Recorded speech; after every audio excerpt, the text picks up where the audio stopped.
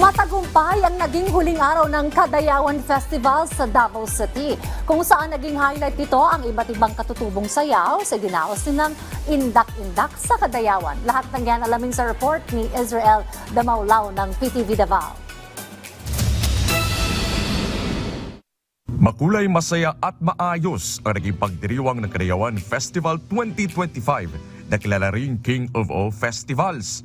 Pinangunahan ng Department of Tourism Davao at mga opisyal ng lokal na pamahalaan ang opisyal na pagbubukas noong Agosto 8. Tampok ang makukulay na pagtatanghal at taus-pusong mensahe na nag-udyok sa mga Davaoenyo na yakapin ang yaman ng kultura at pagkakaisa.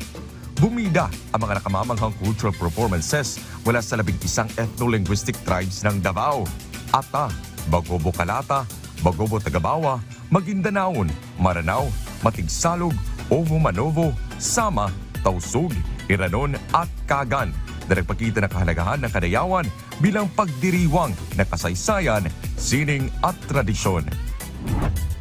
Agosto 9, idinaos ang pananam sa Kadayawan Tribal Village, Magsaysay Park, isang food at product fair na tampok ang mga tradisyonal na putahe, orihinal na produkto at likhang kamay mula sa iba't ibang tribo.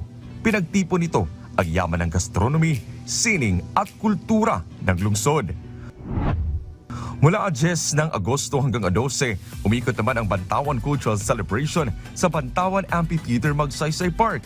Tampok ang tradisyonal na musika, sayaw at mga kwento ng komunidad, kasabay ng pagpapakita ng mga pagkaing inspirasyon ng kultura at mga produktong ipinagmamalaki ng mga Davaoenyo.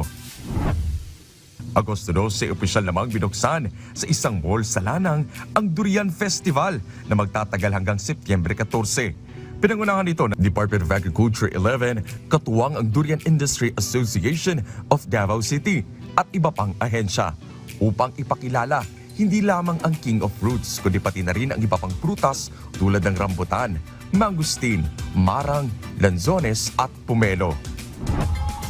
14 ng Agosto, ginanap ang Coronation Night ng Hiyas sa Kadayawan, kung saan itinanghal si Siti Norhana Sangkaan mula sa tribong Maranao bilang Hiyas sa Kadayawan 2025. Ginawaran din si Catherine Kate Oda mula sa tribong Bagobo Tagabawa bilang Hiyas sa Panaghiusa at si Jovi Utahi mula sa tribong Ata bilang Hiyas sa Kalambuan. Ipinamalas ng 11 kandidata ang kanilang talento, talino at pagmamahal sa kultura upang makilala ang bagong reyna ng Kadayawan. Mas pinasigla pa ang pagdiriwang noong 15 ng Agosto sa Grand Kadayawan Weekend sa Rizal Park sa pamamagitan ng makapangyarihang tunog ng Agong at Kulintangan Showcase ang 11 tribo sa Davao. At ito namang 17 ng Agosto, inaabangan ang dalawang pinakamalaking highlights ng festival, ang Pamulak sa Kadayawan at Indak-Indak sa Kadayawan. Dinaluhan ng mas maraming turista mula sa iba't ibang panig ng bansa at mundo.